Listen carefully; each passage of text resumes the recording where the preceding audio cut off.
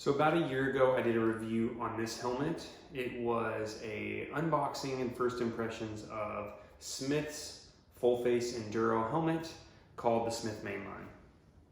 Now I've been running this helmet for about a year and 4 months now, and this has been my only helmet for about the last 6 months. I've had some time to put this thing through its paces and see what's good about this helmet and what's bad about this helmet. Now I will say this helmet costs $300, which is a little on the steep end, but it's pretty much in line with most Enduro helmets of this spec. Now it's worth noting that this helmet is not only Enduro specified, but it's also downhill specified as well. It meets all the downhill criteria to double as a downhill helmet, and I feel safe running this helmet during the bike park season. The reason that I chose this helmet was simply because of that. I wanted a helmet that was going to be Enduro safe. It was lightweight enough, well ventilated, and also could double as a helmet in the bike park over summer. I do have a POC Coron Air Spin, which is a little bit thicker. It's a heavier downhill helmet, and I didn't wear that helmet once this summer because the Mainline was on full duty throughout.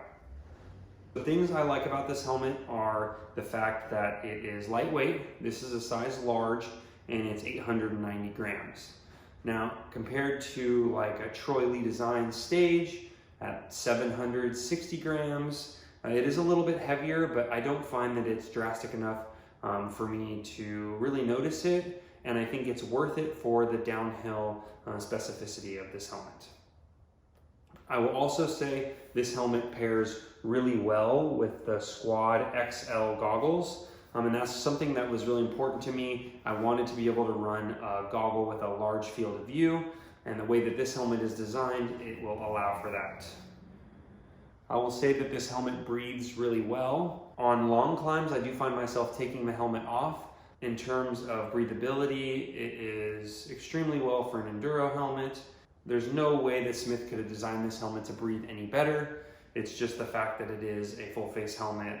When I'm on long sustained climbs, I find myself taking it off just to allow more airflow to my head to cool off. Now, the things I don't like about this helmet, and something that I mentioned when I unboxed it and tried it on for the first time, is the fact that the MIPS in this helmet squeaks or creaks. I would say that is true, but I don't really hear the squeakiness of the MIPS unless the helmet is on my head and I'm walking. If I'm riding my bike, I don't hear it at all, but if I'm turning around and I'm hiking up a segment and the helmet's bouncing ever so slightly, you will hear the MIPS kind of squeak on the styrofoam layer inside.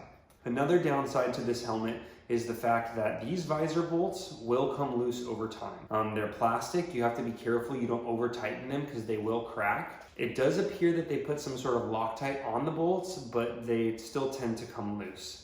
And I think if you're super keen on running a GoPro on your visor, that's maybe a deal breaker for you. I'm not sure if red Loctite would solve that problem, but you're gonna be reaching up to tighten these bolts, especially if you're riding super chunky terrain. I will tend to hear the visor kind of moving around on chunky terrain, and I know that I need to reach up and tighten these bolts. A lot of the times that's done easily with your finger, just dropping it into the slot and tightening it up. But it is a little bit of a nuisance long term. Another thing that some people may or may not like, it's something that I like but some people don't, is the fact that the Mainline uses a D-ring buckle. So some people prefer to have the Enduro style buckle that I know specifically is on the Pro frame. I think it might also be on the Stage as well, where it's like a quick little magneting clasp, and that way the helmet is always tight every time. Whereas there's more variability when you tighten the D-ring, if it's going to be tighter, a little bit looser. So some people may or may not like that. One thing that is worth noting is that this helmet, a bunch of people make a 3D mount for the chin on this helmet, and it's super nice just to throw your GoPro on the chin versus wearing it on your chest, especially on big days where you're going to be climbing a bunch and you don't want to have to worry about the GoPro being on your chest the entire climb up. Nice little chin mount, and this one here was made by Pro Bike 3D. I really like it. It's super clean, just one little zip tie there. It's really not that obstructive. It doesn't get in the way. It's perfect. I couldn't ask for a better printed 3D mount. That is how I feel about the Smith Mainline after 1 year. I think if I crashed and managed to mess up this helmet, I would buy the same helmet again.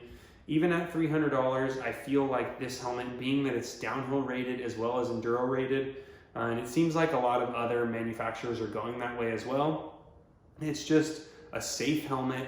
I feel protected, but it's still lightweight, it's not obstructive, and it doesn't make my neck hurt. When I run a full downhill helmet, especially in a long day at the bike park or maybe a weekend at the bike park, I tend to have some neck pain just from all the weight of the helmet. And I don't feel that way with this. I've been riding it locally for like the past 6 months. This is my only helmet because my other helmet broke, and I never once have felt any neck pain from this helmet. I feel safe in this helmet. I don't doubt its abilities, and if it were to be damaged, I would definitely buy this helmet again. I find the fact that it interfaces well with the Squad XL goggles super helpful. Field of view is fantastic, and I really do love this helmet, and I think it's safe. I would buy this helmet again if given the chance.